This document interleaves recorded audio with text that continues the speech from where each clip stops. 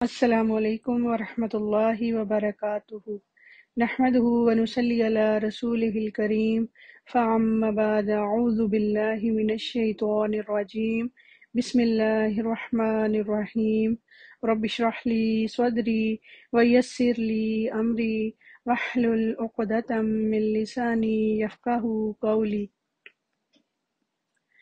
آج ہم انشاءاللہ تعالی حضور پاک صلی اللہ علیہ وآلہ وسلم کی خانہ نبوت اور آپ صلی اللہ علیہ وآلہ وسلم کی صفات و اخلاق کے بارے میں جاننے کی کوشش کریں گے، جن میں سے ازواج مطہرات کے بارے میں جانیں گے۔ سب سے پہلے مختلف اوقات میں نبی کریم صلی اللہ علیہ وآلہ وسلم کی کل 11 یا 12 بیویاں ہوئی ہیں۔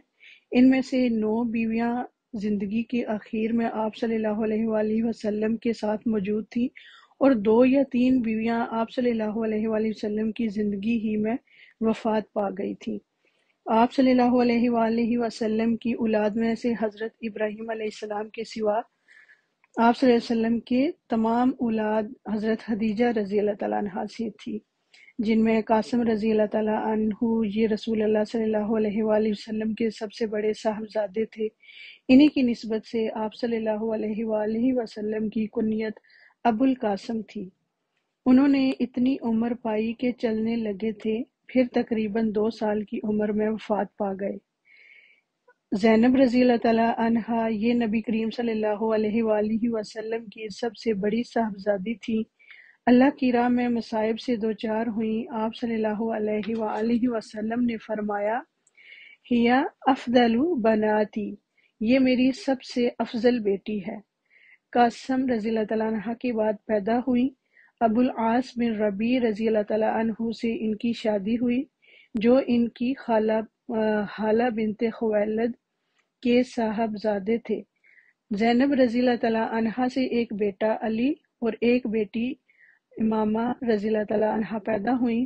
امامہ رضی اللہ تعالیٰ عنہ کو نبی صلی اللہ علیہ وآلہ وسلم نماز میں گود میں لیا کرتے تھے۔ 8 ہجری کے اوائل میں مدینے میں حضرت زینب رضی اللہ تعالیٰ عنہ نے وفات پائی۔ رقیہ رضی اللہ تعالیٰ عنہ، ان سے حضرت عثمان بن عفان رضی اللہ تعالیٰ عنہ نے شادی کی، اور ان کے بطن سے ایک صاحبزادے عبداللہ پیدا ہوئے۔ وہ 6 سال کے تھے کہ مرغ نے ان کی آنکھ میں چونچ مار دی، جس کے اثر سے بالآخر وہ وفات پا گئے۔ رسول اللہ صلی اللہ علیہ وآلہ وسلم بدر میں تھے کہ حضرت رقیہ رضی اللہ تعالیٰ عنہا وفات پا گئی۔ حضرت زینب بن حارثہ رضی اللہ تعالیٰ عنہ فتح کی خوشخبری لے کر مدینے پہنچے تو انہیں دفن کیا جا چکا تھا۔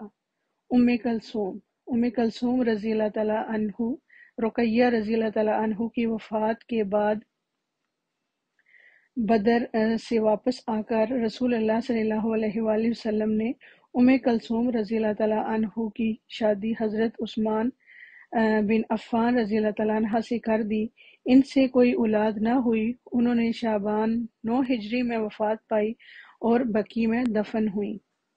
حضرت فاطمہ رضی اللہ تعالیٰ عنہا، یہ آپ صلی اللہ علیہ وآلہ وسلم کی سب سے چھوٹی اور سب سے محبوب صاحبزادی تھیں۔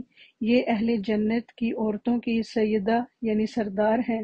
حضرت علی بن ابو طالب رضی اللہ تعالیٰ عنہ نے بدر کے بعد ان سے شادی کی۔ ان کے بطن سے 2 صاحبزادے حضرت حسن اور حضرت حسین اور 2 صاحبزادیاں حضرت زینب اور ام کلثوم رضی اللہ تعالیٰ عنہا پیدا ہوئیں۔ یہ وہی ام کلثوم ہیں جن سے حضرت عمر بن خطاب رضی اللہ تعالیٰ عنہ نے شادی کی، اور ان سے حضرت زید رحمۃ اللہ پیدا ہوئے۔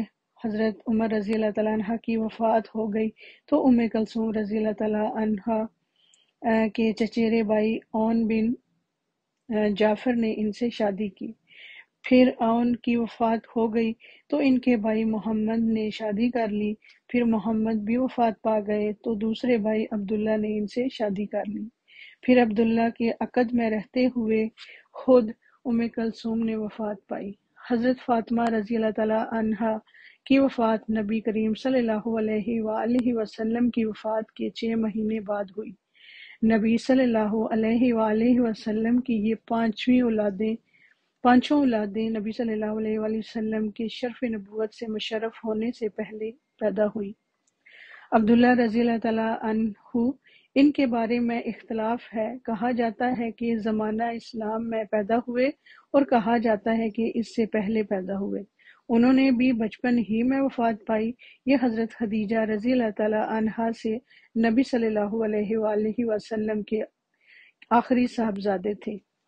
حضرت ابراہیم رضی اللہ تعالیٰ عنہ یہ جمادی الاولیٰ یا جمادی الثانیہ 9 ہجری میں آپ کی لونڈی ماریا قبطیہ کے بطن سے مدینے میں پیدا ہوئے۔